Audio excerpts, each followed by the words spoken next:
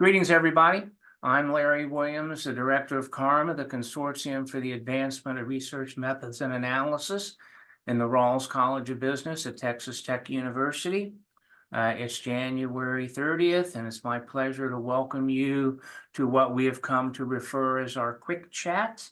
And with these quick chats, we talk about some of the distinguished presenters that are contributing to various ways in the CARMA programs, events that we deliver. And today it's my pleasure to be talking with Andrew Speer. And Andrew will be giving a CARMA webcast on Friday, February 16th at noon Eastern time. And we'll have him talk a little bit about that later on. But first, let me welcome you, Andrew, and like to take this opportunity to learn a little bit about you. And so first of all, how is it that you ended up getting a PhD and becoming interested in research? I'm always interested in there are many different paths that lead people to our line of work. How did it happen with you? Yeah, well, first off, thanks, Larry. It's a pleasure to be here. Really excited to chat with you here today and to host the CARMA Talk on February 16th. Regarding my kind of path to here right now, it's been a kind of a windy road. I would say that I was a somewhat unambitious undergraduate student and somewhat of a lost soul early on. I was a psych major and a double minor in creative writing and management, which is kind of a weird combination. And while I loved the classes, learning about clinical psychology and social psych, I had a hard time seeing myself becoming a psychiatrist. And so, like many, I think, in this field, I was lucky enough to stumble across an intro to IO class in undergraduate and just fell in love with it. It was great. I mean, the content is so interesting, applied to a very practical topic. And I was asked in that class to then participate in research. And in those days, there was more paper and pencil data collection. So what research was just basically taking papers and just entering numbers in a spreadsheet. It's not the most interesting work, but that was parlayed into then working in a lab with Dr. Neil Christensen, who is a fantastic individual, incredibly interesting and very smart, and research a topic that I found quite invigorating. And that was personality and employment hiring. And so that led me to the path of biopsychology, led me to pursue a graduate school. And, during that period, I continued researching things like personality and creative ways of assessing individual traits to hire individuals. And as you know, the IO educational model is a scientist practitioner model. So by about year 3, I was kind of on the fence in terms of whether I wanted to go into academia or whether I wanted to branch off and to go into the applied sector. And I ended up taking an applied job. I was doing a consulting internship when I was in graduate school. The company offered me a full-time role, so I took it and loved it. It's the first time since graduate school that I actually had money, which is nice. That was a big benefit. My wife and I very much enjoyed those several years in Minneapolis. And that eventually led me to some other applied roles as well, working internally after being an external consultant. And so the reason I bring that up is because when I finally did transition back into academia, lucky enough to get a job at Wayne State in the IO psychology department there, in terms of like what actually led me to research what I research now, it's basically been a focus on trying to answer some of the problems that I had as a consultant. So as one example of that, I remember in graduate school, we didn't get much exposure to biodata, biographical information, questions about a person's past history. But when I was doing consulting, almost every single assessment that we had biodata questions, and they were time and time again the best predictors of job performance. And so it got me wondering like why there wasn't a deeper literature on this. And there was a deep literature, just it was several decades old. And so that led me to pursue a wide range of research topics, doing a lot of applied work, also kind of recognize the many challenges in performance appraisal as an example. And so that led me to a number of research projects dealing with performance appraisal. And so, my path was, psychology, and then was lucky enough to get into IO psychology program, the applied sector. And then now I'm a happy academic researching stuff and really enjoying the work that I do. Yeah. Yeah, it's in fact, earlier this morning, I did the interview with a quick chat with John Antonakis, And the same thing kind of emerged with him as it has with others, is that a lot of times the interest in methods gets driven by some type of substantive problem that we're trying to solve. So, but where along, if we were to say your interests are kind of in advanced quantitative methods and emerging methods. I don't know whether it would be correct to use the term big data methods to get to those. Where did you get exposed to the methods and see their potential for the substantive questions that you were interested in? Yeah, good question. So in graduate school, I had no exposure to it. Basically, I had no idea what machine learning was. And even a year into the applied work I was doing, I still was not using those sorts of methods. But the company I was working for acquired smaller organizations that had a more technological focus, and they were using Yeah. buzzwords like artificial intelligence and machine learning. And I got to think, what were these things that they were speaking of? Simultaneously, I was looking and hearing about these machine learning competitions, these Kaggle competitions where they were using methods like things like random forest, and that sounded so bizarre to me. I never learned of random forest. I knew regression, and it got me a little insecure in terms of like, well, I learned all this content methods in graduate school. What are these prediction methods that are being leveraged? Um, I was then introduced to some projects. One of the major ones being, using unstructured text data, and there's many uses for that. But like for assessing individual KSAOs as an example, using it with performance appraisal comments, that led me down a path to just try to play around and see if I actually could take these unstructured data and make sense of them using these machine learning methods. So I never aspired to really be a machine learning researcher. I'm not even sure I would consider myself a strong expert in it, but I entered this field, and then the one thing I kept realizing is every time I did a research project, I learned something new, and then the paper that I just published, there would be an advancement in the field from the computer sciences that led me to pursue something even deeper along that topic domain. And so over time, I would say that it's just been kind of a continuing appreciation for learning and trying to understand these methods. And then obviously, within the applied sector, these have been all over the place now. And there's been tons of popular press on artificial intelligence and more core machine learning methods, which has deepened the need, I think, to just continuously be learning about it. I think probably the other reason why I'm drawn to this methodological toolkit is because I also teach psychometrics. And so a more core form of measurement within the psychological sciences, and trying to balance those two domains where you have, more of a theory-driven assessment method, and then you have these big data methods. How can we marry these and make sense of them together? Yeah. So I mentioned that you're going to be giving a Karma webcast lecture.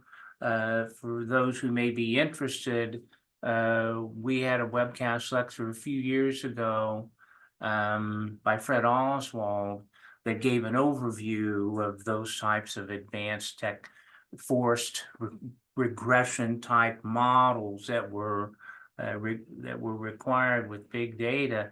And I'd had a lot of social science stat training and exposure, but they were all kind of new to me. So that's an interesting way of getting involved with that. So, some of the people that stumble across this interview, they may so I've heard the term machine learning, right? But so how is it that you would summarize or frame this kind of emerging approach to data analysis, data collection, data analysis, and statistical modeling? What's at the essence of it? Yeah, at the core of machine learning is a focus on generalizable prediction. So using data to make a prediction and to develop an algorithm that is going to be weighted in some way that it's going to predict well in new context. So we've all learned ordinary least squares regression, and many would consider ordinary least squares regression a form of machine learning. One of the challenges with OLS is that it has a tendency to overfit on data, particularly if you have a large number of variables and small sample sizes. And so you have machine learning algorithms that are built to try to minimize that overfitting. They actually apply some degree of bias when forming the regression weights so that they will tend to generalize to new contexts. So at its core, machine learning is really built on just developing an algorithm that will predict a new context. And in some cases, those are very simplistic algorithms, like penalized regression, just kind of a fancier version of ordinary least squares. In other cases, they are capable of modeling much more complex data. So they are more capable of handling things like interactions and curvilinear effects, handling mass amounts of data, for example, neural networks. And so they're built with the end goal in mind in terms of prediction and pay a lot of attention to how the weights are formed in your sample and then how they predict in a new context. Okay, thank you. So one of the things that I find of people in our like you and I that are working in our methods community is we have the mix of substantive and methodological interest, and we really operate on that interface. So you mentioned the teaching. So which side do you prefer to teach on, or do you enjoy more teaching on, like I imagine you're on the teaching side, it's if it's not stat and methods, it's HR related. Is that correct? Oh, I've taught 10 different preps actually in my Well, career. it's So just in general, you've got taught substance, you teach stat and methods. yeah, yeah, I've taught a mix of both. Yeah, yeah. So what do you like the most? Which do you think you do the best? Oh, Which is the hardest? I think there's a negative correlation between how much I talk and how much I enjoy teaching that class. So by that, what I mean is I really enjoy seminars where I get to converse with very smart PhD students, and oftentimes those have tended to be substantive classes. But I really do enjoy teaching methods-based classes because you're able to see the aha moment when you can connect some of the math to actually practical applications of that math. And I think psychometrics is a really good example of that, where you have a lot of aspiring PhD students trying to determine how they can be better researchers. And that course is just so focal to be able to conduct basic research. Um, I like it all. I mean, I think for me, one of my favorite types of classes to teach, though, is to teach human resources or psychology-based principles in the workplace to audiences that just don't know that much about it. So I love teaching, for instance, there's a psychology in the workplace class where you have a bunch of psych majors, they're focused on clinical psychology, and then you're talking about how you can apply essentially social psychology to work. And everyone knows work, and everyone finds social psychology incredibly interesting. And so you just get really chatty classes, great deep discussions there. Some of the class I'm teaching right now, Intro to HR, are very similar in that sense. And so I like it all, honestly. I enjoy it quite a bit. But the stats classes are definitely enjoyable because you're able to really have a strong impact, I think, on the future of many of those students. Yeah, yeah. Well, I enjoy those courses more, I think, because there's oftentimes there's a little bit clearer right and wrong answer. Whereas on the substantive side, there's so much of the time that the answer is kind of, well, it depends on this Yeah. and that. And but yeah, when I made the choice, so I started out in social psychology, and when I made the transition, they said, "Oh, organizational psychology is just all applied social psychology." And I took my first org psych class and found out that yes, that was true. Now, Sure is. often I learned then it was characterized that it was that org psych was social psychology that was a few years behind, in terms of the translation of people who were in the weeds on the social psych phenomena to getting it into the workplace. But Mhm. Well, it's nevertheless, kind of It's kind of the same way that we're seeing machine learning applied to the org sciences. We're also a couple years behind of the computer sciences group as well. So it Yeah. seems like biopsychology kind of draws from different areas and is always a few years lagged in terms of best methods work. Yeah, well, and it really creates an opportunity, right? For me, I had the interest in quantitative methods and particularly structural equation models, and could kind of be that boundary spanner, that translator who keeps their hands in that discipline and brings it in. And it's a really valuable role that people like you who can understand it and explain it and see the relevance for studying and work settings. So it's important stuff that you do. So you've been at it now for several years to have the success that you've had. And uh, I find in talking from my own experience and in talking to others, that people change with time as they approach the craft of doing their research. And that's the way that it should be, because that's what experience is. So how do you think, as you approach a phenomena now, or as you start to write about a phenomena, how is it that you approach that task, you think, differently now with the experience that you have? How have you evolved as a researcher and a writer? It's a good question, Larry. Perhaps I'm not introspective enough to have a strong answer to that. I would say where my advancements have occurred the most have probably been on the methodological side, as we talked about, just continuously learning on how to do things more appropriately, and just continuously adding tools to that methodological toolkit. I think for me, though, the core has always been the same. And although I don't always do this, my goal with research is to do research that has some sort of practical utility or application. So there's a lot of research out there that, I mean, to be frank, it's not going to be read by managers. It's not going to be leveraged within organizations. So I try to do research that essentially the version of me who was in the applied sector would like to read, like the version of me who would actually be implementing this stuff would value. And so that's kind of driven my topics. I would say, if anything, I've kind of broadened my research domains to varied areas. But the advancements have been things like growing in machine learning, growing and using other methodologies. Yeah, yeah.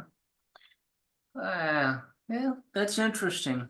So yeah, I think for some people, one of the things is that they become better at being able to keep the focus throughout a paper from beginning to end on kind of what they want the main point to be. It's part of part of the training in getting a PhD. We're taught to be a lot more verbose and expansive and Yeah. descriptive than what is oftentimes needed. Well, you I study, would say that I definitely tried to write shorter papers in the last couple of years. There's yeah. nothing better than writing a nice and sweet, like 7 or 8 page paper if you can get away with it. Yeah, well, and then there's all the times where you get the paper and it's accepted, but the editors say, we want you to take 5 pages out. And you say, my God, there's no way I can do it. It's going to destroy the paper. And then you do it and you realize, how much tighter and focused and how more easily the parts connect each other, that you would have thought was impossible. Hmm. So you're in this interesting area involving technology and the influence of technology on the methods of our research. Is there any downside to this increased role that your types of the methods that you study are playing in our literature? Is there anything we should be particularly cautious about, as these tools Ooh, comes more? yeah. I mean, that's a huge question. I think the interesting thing about the time we're in right now is there's always been, a small little group of people doing machine learning research within our field. in the past several years, we've seen ChatGPT and other large language models emerge. But what that's really done is brought this to the forefront of everyone's thoughts. So, there's academics who would never endorse using machine learning who are now looking at this tool and seeing some positives to it. In terms of whether, technology like that is going to negatively or positively impact science, I think you have to take a step back probably and consider how it influences the applied field first. Because ultimately, I think within our field, the science is going to try to understand how these things are applied in a work context. And so, I mean, you can think of positives and negatives there. As one example, think of like asynchronous video interviews, where you're basically responding to your computer and you're videotaped, and then they're scored automatically using natural language processing.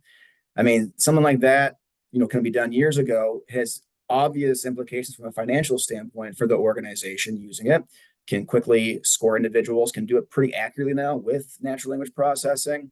So certainly benefits for the organization there. Downsides potentially though for the end users, the applicants, right? So every class I teach, I use that technology, asynchronous video interviews, as a discussion point in some way, because people find it very interesting. Year over year, more and more people have done it. But the one thing that's been consistent is that people don't like it a great deal, the applicants going through it. And so the end stakeholders and in that situation, they're feeling like they're not being heard. They don't trust computers. Whether or not that changes as we become more used to technology in our lives is debatable. When we're talking about large language models, I mean, even if they don't improve beyond what they currently are, and every version of GPT, as an example, has improved quite a bit. But let's just say hypothetically, it's frozen, and I believe it would still take 5 to 10 years to actually understand the implications of that technology. I mean, we know, for example, that people who use it to work, from Boston Consulting Group, as one example, they perform better than those who don't use it. I mean, it has many implications beyond just kind of the narrow focus that I use in my research lens on employee hiring or assessment. For science, then, I think our goal should be to try to understand how that's leveraged in a work context. To more directly to your question, I guess, of how it's some of the negatives regarding the research process. I mean, I definitely wouldn't use it to write my papers. I don't know if you fool around with it at all, but it's not the best at just kind of like unstructured prose. But certainly it can help with development of ideas in some ways. I think it's really useful for like troubleshooting code, as one example, for methods. So like if you have like a PhD student who's struggling to learn R, it's a pretty good tutor actually. Like I'm like, people who are learning R, they get stuck on like the silliest things because it's so foreign to them, like just forgetting a comma. And all you have to do is copy and paste that into GPT as an example. No, 9 times out of 10 give you the right answer there. So I tend to look at technology as somewhat scary in the sense that it has lots of implications for us, but also I tend to try to be an optimist that we can leverage it in positive ways. And so certainly it's going to have some potential to impact science in negative ways, but my hope is that there's more positive outweighing the negative in this case. Yeah, well, we can hope so. Hey, so as I said at the beginning, we are chatting because of your webcast lecture. Let us close by having you give a preview of what you're going to be talking about on February 16th. Yeah, sure thing. So on February 16th, I'm going to give an overview of machine learning within the organizational sciences. So talk about what machine learning is, how it's currently being leveraged, and some of the core principles for it. So for those individuals who aren't very familiar, I'll begin by kind of breaking down some of the benefits of using machine learning. I'll then talk about some of the challenges I've encountered and some things that I've seen by researchers and practitioners in the field that I think limit its usefulness, and then talk about situations where it has likely a more of an advantage in terms of its application, and that tends to be with unstructured data like text data. And then finally, I will conclude talking about kind of future directions and where we are at right now. As I talked about large language models a moment ago, we'll talk about how that is currently being used within our science, and also what it might look like down the road 5, 10 years from now. Yeah. Well, we will very much look forward to that. Again, that's Andrew Speer, February 16th, noon Eastern Time, a Karma webcast lecture on machine learning. And I will also point out that we are very excited to have Andrew as one of our Karma short course instructors, and he'll be teaching a short course this summer on this particular topic, and we'll be announcing all of those courses February 16th at our webcast. So Andrew is somebody who spent some time at Wayne State and as an alum of IU, I've very much enjoyed getting caught up with you, and we'll look forward to your webcast in a week from Friday then. Thank you. It's been great, Larry. Thank you. See you soon.